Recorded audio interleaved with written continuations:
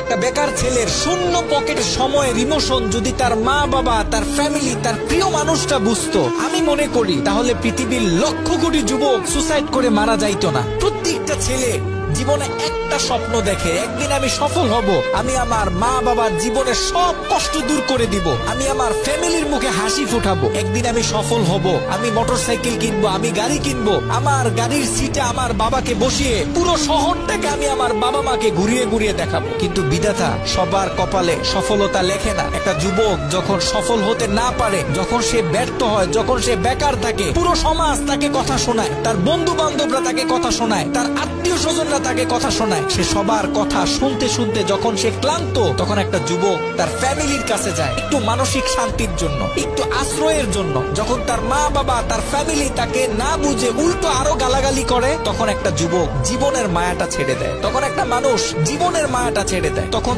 তার কাছে এই পৃথিবীতে বেঁচে থাকাটা মূল্যহীন মনে হয়। প্রত্যেকটা বাবাকে বলবো, আপনার ছেলে যখন অসফল, আপনার ছেলে যখন বেকার, সবার মতো আপনি তাকে কথা শোনায়েন না, কারণ আপনার ছেলের আপনি ছাড়া তো কেউ নাই। আপনার ছেলেকে বুকে টেনে নেন, তার খারাপ সময় তাকে সাপোর্ট করেন, দেখবেন আপনার ছেলে জীবনে এমন কিছু করবে যেটা আপনি কখনো কল্পনাও করতে পারেন না। প্রত্যেকটা মানুষের ভিতরে প্রতিভা লুকানো থাকে, প্রত্যেকটা মানুষই পারে এই যুগ জমানা পাল্টে দিতে।